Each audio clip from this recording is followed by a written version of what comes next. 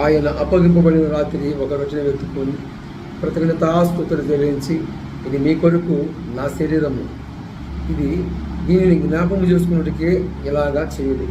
ఆ ప్రకారమే భోజనమైన పిమ్మట ఒక పాత్రను వెతుకొని కృతజ్ఞతాస్తోత్రాలు చెల్లిస్తూ, ఇది క్రొత్త నిబంధన నా రక్తము వలన మీకు అనుగ్రహింపబడి ఉంది. ఎవరైనాను ఈ పాత్రలో తిని ఆ యొక్క రొట్టెయు తినునో వారు శిక్షా ఇది పొందుతారు. ఎందుకు పొందుతారు? దేవుని శరీరమనియు ఆయన రక్తమనియు వివేచించక తిని త్రాగువాడు తనకు తానే మోసపుచ్చుకుంటున్నాడట. ఏం మోసం చేసుకుంటున్నాడు అంటే, తనకు తానే దేవునికి విరోధిగా మార్చబడుతున్నాడు. ఇందువలనే అనేకులు బలహీనులను, రోగులను చాలామంది నిద్రిస్తున్నారు అన్నది దేవుని వాక్యము. 1 కొరింథీ పత్రిక 11వ అధ్యాయం 23వ వచనములో ఉన్న మాటలు మీకు వినిపిస్తున్నాను. ప్రియమైన దేవుని ప్రజలారా, దేవుని బిడ్డలారా, మీకు మీరే విమర్శించుకోనండి, నాకు నేనే విమర్శించుకోవాలి. అలాగా విమర్శించుకొని మన పాపములను ఒప్పుకొని ఆయన ఎదుట ఒప్పుకున్న వారిమై, పాపములను కప్పుకున్నవారిగా కాక ఒప్పుకున్న వారిగా ఆయన ఎదుట ఆయన పాదాల చెంత ఒప్పుకుందాం. ఒప్పుకొని విడిచిపెడదాం. మరలా మరలా మరలా గాయాలు రేపేవారిగా కాక ఆయన శరీరమును, ఆయన రక్తమును బట్టి మనము ఆయన చూపు ప్రేమకు బద్ధులై ఉన్నాం. ఆయన ఎంత నమ్మదగిన వాడు. ఆయనలాగా ఎవరు ప్రేమిస్తున్నారు? ఆయనలాగా ప్రేమించిన వారు ఎవరున్నారు? ఎవరు లేరు కదా. ఎంత ప్రేమామయుడు, ఎంత ప్రేమామూర్తి. మన కోసం ఆయన తన ప్రాణమును క్రయధనముగా అర్పించాడు. చేతుల్లో రొట్టె ఎలాగైతే ఎరవబడి ఉందో అలాగా ఆయన శరీరము ఎరవబడి ఉంది. ఆయన శరీరమును జ్ఞాపకం చేసుకున్నట్టుకే ఆ శరీరమును, ఆ రొట్టెను మనం పానం చేయాలి. క్రొత్త నిబంధన నా చేతుల్లో ఉన్న ఈ యొక్క ద్రాక్షరసం ఆయన రక్తానికి సాదృశ్యం, పవిత్ర పరిశుద్ధ రక్తమునకు సాదృశ్యంగా ఉంది కనుక మనము ఆయన క్రొత్త నిబంధన అనుసరిస్తూ మనకు ఒక నూతన నిబంధన అనుగ్రహించాడు. ఏంటి ఆ నిబంధన? ఆయన రక్తమును మనకి అనుగ్రహించాడు.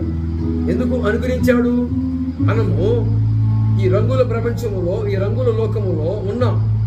మనము ఈ రంగుల లోకములో ఉన్న ఈ ఆకర్షణల మధ్య జయించాలి అంటే ఆయన రక్తము మనం ప్రాణం చేయాలి, మనం త్రాగాలి. ఆయన రక్తము మనల్ని పరిశుద్ధులుగాను పవిత్రులుగాను తీరుస్తుంది. కనుక ప్రేమైన దేవుని ప్రజలారా, ఎవరికి వాళ్ళు విమర్శించుకొని, ఎవరికి వాళ్ళు పాపములు ఒప్పుకుంటూ ఆయన పాదాల చెంత విడిచిపెట్టి ఆయన శరీరము, ఆయన రక్తమును బట్టి వివేచించక తిను త్రాగువాడు శిక్ష ఇది పొందుటకే తిని త్రాగుతున్నాడట. ఇందువలనే అనేకులు బలహీనులను, చాలామంది నిద్రిస్తున్నారు, చాలామంది రోగులుగా మార్చబడుతున్నారు, చాలామంది నిద్రిస్తూ ఉన్నారు. ఇందువలనే అనేకులు బలహీనులను, రోగులను చాలామంది నిద్రిస్తున్నారు అన్నది దేవుని లేఖనం. నీకు నీవే విమర్శించుకో. ఈ క్రొత్త నిబంధన మనకు అనుగ్రహించాడు ఆయన, ఆ మహోన్నతుడు. బిడ్డ, ప్రేమైన దేవుని ప్రజలాగా, ఆయనలా ప్రేమించిన వారు ఎవరున్నారు? ఆయనలా మన కోసం ప్రాణం పెట్టిన వారు ఎవరున్నారు? మన నిమిత్తము ఆయన కోసం, మన కోసము కాదు, మన నిమిత్తము, మన కోసము ఆయన రక్తము సిందించాడు. దేహము నాగల సాలు వలె దున్నబడి ఉంది. మనుషులు ఎవరు చూడని ముళ్ళ వలె ఆయన రూపాన్ని మార్చుకున్నాడు. తెలుసా? ఆయన రూపము ఎవరు చూడలేము.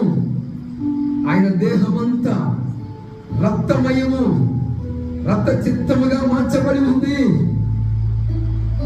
ప్రియమైన దేవుని ప్రజలారా, ఒక మాట, మోకాళ్ళ మీద ఉండగలిగిన వారు మోకాళ్ళ మీద లేచి, మోకాళ్ళ మీద ఉండగలిగిన వారు ఆయన్ని అడుగుదాం. సమయం మీకు ఇవ్వబడుతుంది. ఆయనని అడగండి. మేము విమర్శించుకుంటున్నాము మా అయోగ్యతను బట్టి, మా యొక్క లోపాలను బట్టి. దేవా దేవా మమ్మల్ని క్షమించయ్యా. రోగులుగా మార్చబడతారంటున్నావు, బలహీనులుగా మార్చబడతారంటున్నావు.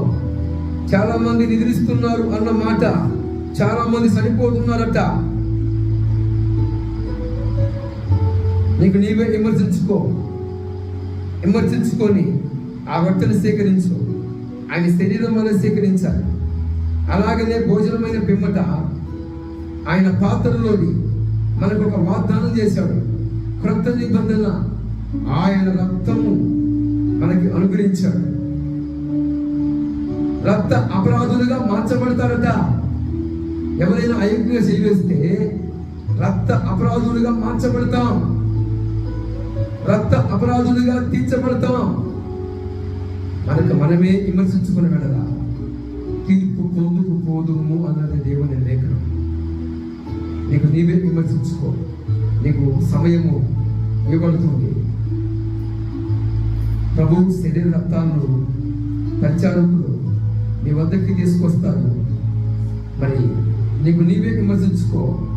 ప్రేమైన దేవుని సంగమా, దేవుని ప్రజలారా, ఇందువలనే చాలా మంది నిద్రిస్తున్నారు. ఇందువలనే బలహీనులు రోగులైపోతున్నారు. మీకు సమయం ఇవ్వబడుతుంది.